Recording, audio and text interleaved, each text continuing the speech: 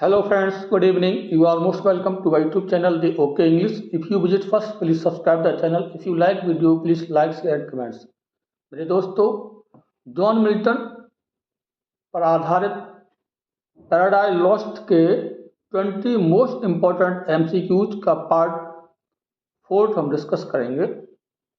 इससे पहले हमने जॉन मिल्टन के वर्क से संबंधित 3 पार्ट अपलोड कर दिए हैं। यदि आपने वॉच नहीं किया प्लीज़ वॉच कर लिए, और वीडियो अच्छा लगे तो लाइक शेयर कमेंट करना ना भूलें। यदि आपने अभी तक चैनल को सब्सक्राइब नहीं किया तो कर लीजिए। चलिए आइए शुरू करते हैं बिना किसी टाइम वेस्ट किए। आप जो है आंसर भी करेंगे जब तक हम क्वेश्चन पढ़ें तब तक, ठीक है। फर्स्ट क्वेश्चन है, paradise lost is a novel, a play, an epic, a lyric. तो देखिए जो पैराडाइज लॉस्ट है एपिक है, ये एपिक पोएम है। ऑप्शन सी इसका राइट आंसर होगा। जिन साथियों ने ऑप्शन सी मार्क किया उनका उत्तर बिल्कुल करेक्ट है। देखिए एपिक की जो है क्या खासियत होती है, क्या क्या चीज होती है इसमें। देखिए इन्वोकेशन होता है। क्या होता है? इन्वोकेशन। इन्वोकेशन इन्वोकेशन आप समझते हैं, इन्वोक करना किसी को इस तरह का। और दूसरा इसका मेन जो होता है वो ग्रांड थीम होती है। ग्रांड थीम मतलब शानदार, एक वृहद थीम, THEM थीम। और इसका सबसे महत्वपूर्ण पॉइंट भी है, हीरोइक कैरेक्टर्स होते हैं। हीरोइक कैरेक्टर्स, ये सब चीज़ें इसमें पाई जाती हैं। वही हमारा एपिक। जैसे अगर हम बात करें हमारी हिंदू मैथोलॉजी, इंडियन कल्चर में रामचरितमानस की बात करें तो इसमें भगवान राम के सभी चरित्र का उसमें वर्णन किया गया है। इसी तरह से पैराडाइज लॉस्ट भी आपकी क्या है, एन एपिक पोएम है। ओके, जिन साथियों ने सी मार्क किया उनका उत्तर करेक्ट है। The main theme of paradise lost is, इसमें से मेरे प्यारे दोस्तों बहुत क्वेश्चंस आते हैं। पैराडाइज लॉस्ट की मेन थीम क्या है? Love story, fall of man, war, politics. तो इसमें क्या होता है? फॉल ऑफ मैन, इसका बी आंसर होगा। जिन साथियों ने बी आंसर मार्क किया उनका उत्तर 100% करेक्ट है, चलिए बधाई।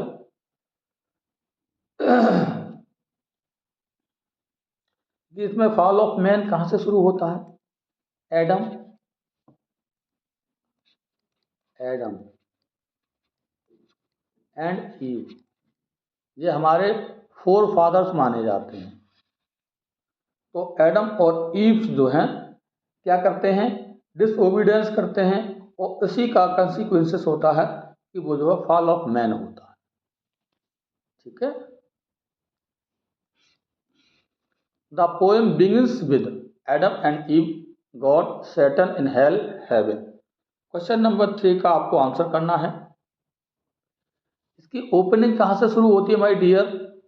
ओपनिंग शुरू होती है, इसमें दिखाया गया है, क्या दिखाया गया है कि सैटर्न जो होता है, सैटर्न क्या होता है? स्टार्टिंग होती है सैटर्न, उसका जो फॉल होता है क्या होता है? In hell.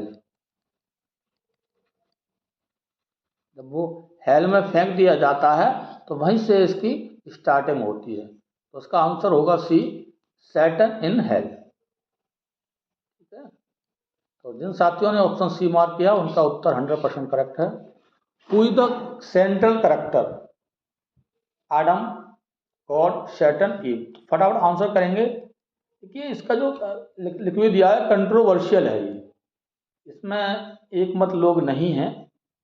तो इसका जो क्वेश्चन का सेंट्रल करेक्टर में जो क्वेश्चन नंबर 4 का आंसर है। लेकिन बहुत से जो क्रिटिक हैं उन्होंने यही विचार किया है कई बार कि डायनामिक और पावरफुल करेक्टर में कौन दिखाया गया है? सैटर्न को दिखाया गया है। तो यहाँ पर ऑप्शन सी करेक्ट होगा। वैसे क्या है, कंट्रोवर्शियल है। ठीक है। तो जिन साथियों ने ऑप्शन सी मार्क किया है उनका उत्तर बिल्कुल करेक्ट है। तो ये क्वेश्चन आया भी है, इस तरह से आप जो है कर सकते हैं। Who was Satan chief companion? Satan का मुख्य कंपेनियन कौन था? Gabriel, Michael, Beelzebub, Raphael. Question number जो हेल, सैटर्न हेल में पहुंच जाता है तो उसका चीफ कंपेनियन कौन था हेल में? ये मतलब क्वेश्चन बनता है। तो हेल में कौन था? बेल्जेबब था, उसका जो मुख्य दोस्त था बिलीव। Option C is right answer. जिन साथियों ने सी आंसर मार्क किया उनका उत्तर करेक्ट है। What is Pandemonium? ये बहुत प्यारा क्वेश्चन है, ये आया हुआ है। पेंडोमोनियम क्या है? गार्डन है, हेवन है, place of Satan in palace of Satan in hell, earth. इसमें देखिए आप आंसर मार्क करेंगे ABCD में से, तब तक हम बता दें कि ये क्या है, कैपिटल ऑफ हेल है। और कहाँ, मतलब बिल्ट बाय फॉलन एंजल्स, जो वहाँ फेंके गए थे देवदूत, उनके द्वारा बनाया गया है। तो वो क्या है, palace of Satan in hello. इसका ऑप्शन सी करेक्ट हो जाएगा। ठीक, पेंडोमोनियम का मतलब palace of Satan in hello. Who guards the gates of hell? Angels, sin and death, demons and Adam। Question number 7 का आंसर करेंगे फटाफट। तो इसमें जो है, जो शैटन है तो उसका एक क्या है, डॉटर,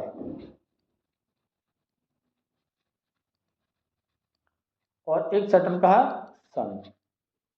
तो इसको किसका नाम दिया गया है? सन तो डेथ के लिए कहा गया है, और डॉटर सिन के लिए कहा गया है।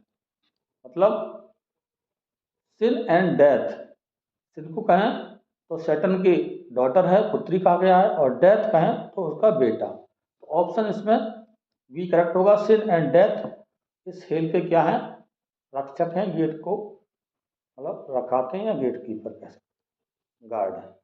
जिन साथियों ने ऑप्शन बी मार्क किया उनका उत्तर 100% करेक्ट है। नेक्स्ट है, who tempts Eve? God, Adam, Satan, as serpent, Raphael. Question number 8 का आंसर करेंगे आप। ये क्या करता है, जो सैटर्न होता है वो डिस्गाइज करता है, डिस्गाइज क्या कर देता है, सरपेंट बन जाता है। मतलब सर्प का रूप धारण करके उसमें एंट्री कर जाता है। कहाँ, जो गार्डन होता है उसमें। तो यहाँ पर ऑप्शन सी होगा माय डियर। यही एडम के लिए, ईव के लिए जो है, सॉरी ईव के लिए क्या करता है, टेम्प्ट करता है, लालच देता है, उनको जो है लालच में ले आता है। तो ऑप्शन सी इसका राइट आंसर है। ठीक है, जिन साथियों ने ऑप्शन सी मार्क किया उनका उत्तर करेक्ट है, उनके लिए बधाई।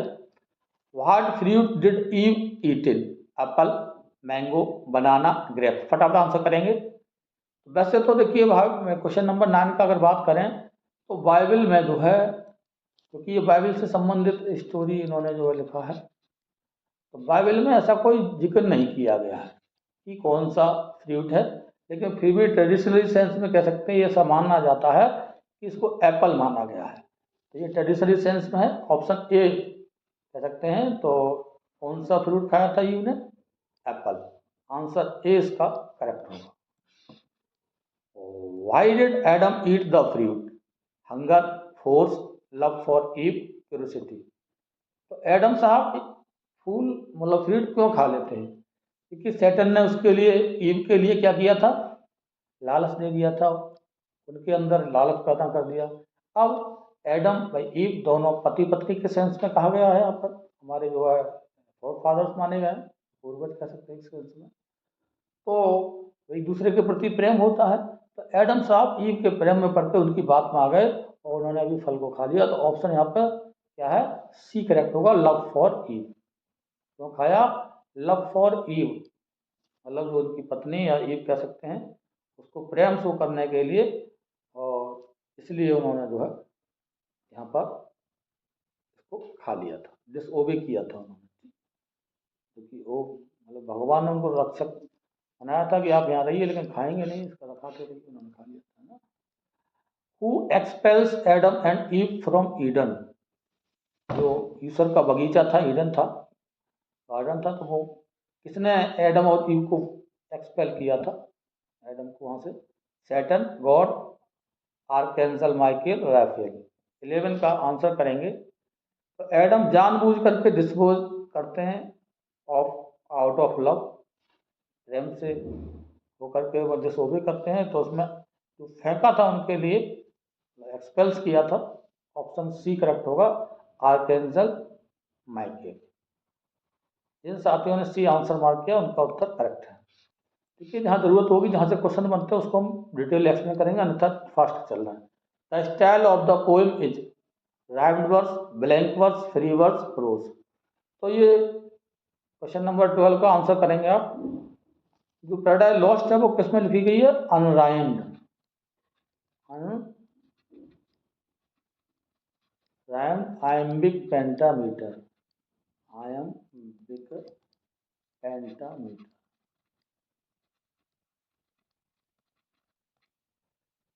तो अनराइम्ड मतलब ब्लैंक वर्स कह सकते हैं, सीधी सी बात है। तो ऑप्शन बी इसका राइट आंसर होगा। जिन साथियों ने ऑप्शन बी मार्क किया उनका उत्तर 100% करेक्ट। नेक्स्ट क्वेश्चन देखते हैं माय डियर। मिल्टन इन्वोक्स, किसके लिए इन्वोक करते हैं? Muse, nature, God only, Satan. Question number 13 का आप आंसर करेंगे, क्योंकि ये क्लासिकली एपिक ट्रेडिशन कहा गया है कि जब भी कोई अगर एपिक को लिखता है तो सबसे पहले क्या करता है? आह्वान करता है। किसका आह्वान करता है? डिवाइन इंस्पायरेशन, डिवाइन इंस्पायरेशन, दैवीय प्रेरणा। तो इसी तरह से जो है मिल्टन साहब किसको इन्वोक करते हैं? म्यूज को, या हेवनली म्यूज इसे कह सकते हैं। ऑप्शन ए इसका करेक्ट आंसर है। जिन साथियों ने ऑप्शन ए मार्क किया है, कमेंट में दिया है, उनका उत्तर बिल्कुल ठीक है। आपको ये भी देना है कि 20 क्वेश्चन का हमारा आज का टारगेट है, 20 में आपके कितने ठीक हैं। Who is the son of God in the poem? इस पोएम में सन ऑफ गॉड किसे कहा गया है? बहुत प्यारा क्वेश्चन है, इंपॉर्टेंट क्वेश्चन है, ये तो जान है आज की। Adam, Jesus Christ, angel, Saturn. तो इसमें जो रिप्रेजेंट्स करते हैं, रिडेम्पशन करते हैं और सेक्रीफाइस करते हैं अपने आप के लिए, कौन करते हैं? Jesus Christ. तो सन ऑफ गॉड इसमें पोएम में किसको कहा गया है? Jesus Christ. ऑप्शन बी जिन साथियों ने मार्क किया उनका उत्तर 100% करेक्ट है। What does Saturn say about ruling? Saturn जो है रूलिंग के बारे में, शासन के बारे में क्या कहते हैं? Better to serve, better to die, better to reign in hell, better to pray. क्योंकि देखिए इस पर क्वेश्चन थोड़ा सा डिटेल में ले जाएंगे। जो व्यक्ति जाकी रही भावना जैसी, प्रभु मुहूर्त देखी तुम तैसी। अगर किसी व्यक्ति के विचार कैसे हैं? गुड हैं, गुड सेंस में हैं, तो हर चीज़ को वो अच्छाई में लेकर के, बिना किसी घमंड के गुड वर्क करने के लिए हमेशा तैयार रहेगा। छोटी छोटी गलतियों से भी उसे पाप के रूप में मानकर उनसे दूरी बनाएगा। और अगर कोई बैड मूड का व्यक्ति है, उसकी विचारधारा कैसी है? सिन वाली है, बैड मूड का है, बुरे विचारों वाला, उसे पाप करने में कोई डर नहीं। वो तो कहेगा कोई बात नहीं, ये तो होना ही था, ये तो मरना ही था, ये तो होना ही था। तो ये उसके दिमाग में रहता है। तो ये उसका क्या होता है? प्राइड होता है। क्या होता है? प्राइड, मतलब घमंड। तो सैटर्न जो है ज़्यादा उस घमंड में कह रहा है, क्या कह रहा है? कि better to reign in hell, मतलब अच्छा है, ऐसे पूरी लाइनें हैं कि स्वर्ग की दास्ता करने से अच्छा है नरक में शासन किया जाए। तो नर्क तो नर्क ही है, ये नहीं कह सकते। लेकिन सैटर्न की क्या है? प्राइड है, घमंड है। तो खराब लोग क्या कहते हैं कि उन्हें तो शासन करने को मिल जाए, वो राजा बन जाए। अगर मान लो कोई आदमी चोर है, तो चोरी करना अच्छी बात तो नहीं है, किसी ना किसी को परेशानी होगी। अब उसका सरदार बन जाओ तुम, तो वो क्या कहेगा? घमंड में सरदार हूँ, उसका मालिक हूँ, भाई देता हूँ। तो वो अपने आप में बहुत बड़ा आदमी महसूस करेगा। तो इसका जो आंसर है, घमंड बस सैटर्न कहता है better to rail in hello.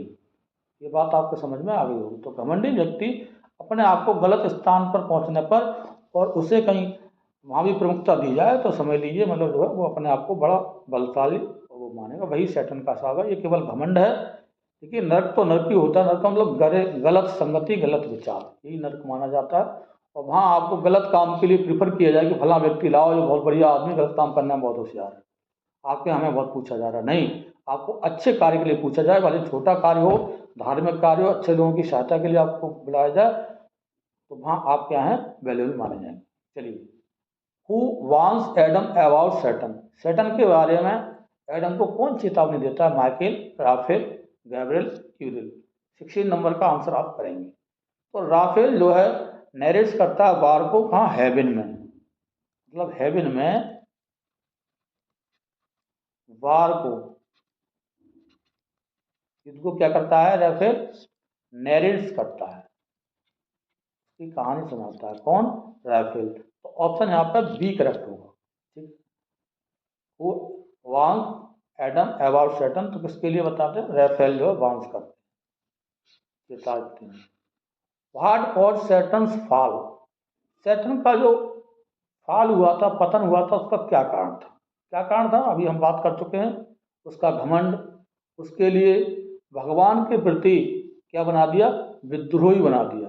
जिस प्रकार से अगर हम बात करें, रामायण में दिया जाता है, रामचरितमानस में दिया जाता है, देखिए मैं बुरा नहीं कह सकता किसी के लिए, लेकिन बहरहाल वो दर्शाया गया है कि रावण विद्वान था, ये कहा जाता है, उसे पुराणों का, वेदों का ज्ञान था, लेकिन क्या था उनके अंदर? प्राइड था। तो प्राइड ने उसे क्या बना दिया? रेबेल, मतलब विद्रोही बना दिया। किसके प्रति? भगवान राम के प्रति।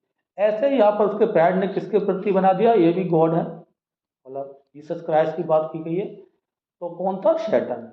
तो उसका जो प्राइड था, ऑप्शन 20 में करेक्ट हो जाएगा। घमंडी व्यक्ति भगवान को भी नहीं छोड़ता है, वो कहता है कुछ नहीं। तो घमंड जिसके अंदर आ गया, कितना भी ज्ञानी है, उसका फल तो होना ही है। इसीलिए ये महाकाव्य लिखा गया है कि हमें घमंड नहीं करना चाहिए। घमंडी कितना भी विद्वान क्यों ना हो, उसका एक दिन फॉलो होना। बहुत ही प्यारा, मोस्ट इंपॉर्टेंट क्वेश्चन आपके सामने 18 नंबर है। The epic is divided into, बहुत आया है question, 10 books, 12 books, 24 books, 8 books. थोड़ा इसको डिस्कस कर लेते हैं। मिल्टन साहब ने पहली बार 1667 में पैराडाइज लॉस्ट को लिखा था 10 बुक्स में। कितने में? 10 बुक्स में। ये ओरिजिनल प्रकाशन था,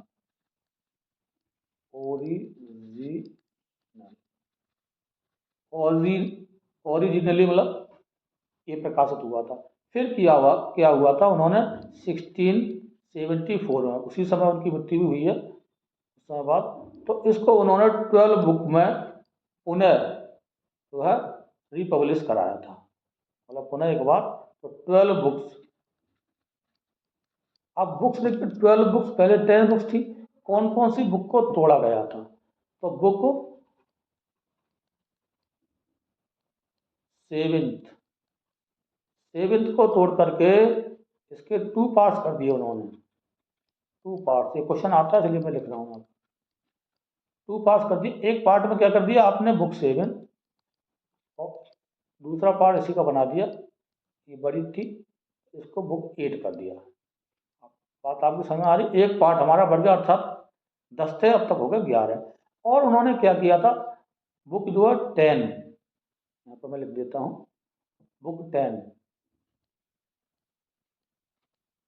इसको भी तोड़ा था, इसका 11 और 12 पार्ट कर दिया, मतलब 2 पार्ट आपके ये बना दिए उन्होंने।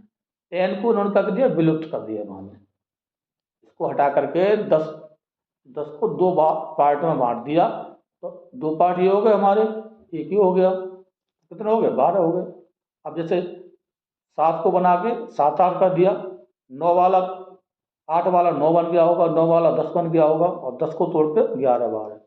तो इसमें 12 बुक्स हमारी हैं। क्यों ऐसा किया गया था? क्योंकि एनीड है, होमर्स, इलियड है, ये सभी कितने हैं? देखिए एनीड कितने में? 12 बुक्स में, होमर्स इलियड 24 बुक्स में। तो ये क्राइटेरिया है एपिक का। अगर रामचरितमानस ये भी एपिक है हमारा, तो ये कितने बुक्स में है? तो इसको भी लिख सकते हैं कितने इसमें खंड काव्य है, आप कितने मतलब जो है कांड है, वही माना जाता है। तो यहाँ पर ऑप्शन बी करेक्ट होगा माय डियर, 12 बुक्स। आप ये कई बार हमने लिख दिया है, तो इसको आप समझ सकते हैं बारीकी से। ठीक, what is the setting of the poem? Poem की सेटिंग क्या है? Only earth, heaven only, hell only, heaven, hell and earth.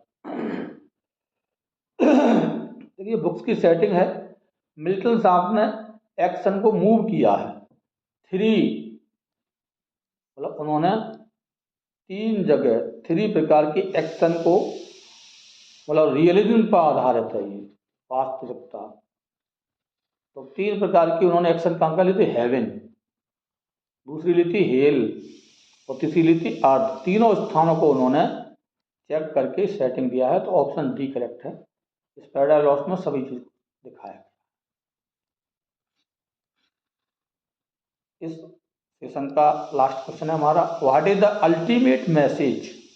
Power wins, evil wins, obedience to God is important, love is everything. मतलब हर किसी महाकाव्य का या किसी बुक लिखने का एक मैसेज होता है, तो उसका जो मॉरल लेसन है, obedience and faith are essential. मतलब भगवान की आज्ञा का पालन करना और ईश्वर में विश्वास रखना, ये इसका महत्वपूर्ण जो मैसेज है। तो ऑप्शन सी इसका राइट आंसर होगा, obedience to God is important. दुनिया में है तो है, ईश्वर है, उसकी आज्ञा का पालन करिए। भाई चाहे भगवान श्री कृष्ण हो, भगवान श्री राम हो, ये सब क्या है, आदर्श माने जाते हैं, उनके प्रतीक भाई चिन्ह हैं, सभी के प्रतीक आदर्श हैं। तो कहना चाहिए उनके आदर्शों पर चलना चाहिए, उनकी आज्ञा का पालन, उनके बातों को मानना, आदर्शों को मानना ही उनकी आज्ञा का पालन माना जाता है। तो ऑप्शन सी इसका राइट आंसर है। अब आपकी बारी है माय डियर, मेरे प्यारे साथियों। Thanks for watching the video. ये तो हो चुका है। अब आपको लिखना है कमेंट बॉक्स में कि 20 में से कितने आपके ठीक हैं, आज का सवाल। और दूसरा सवाल है कि रामचरितमानस में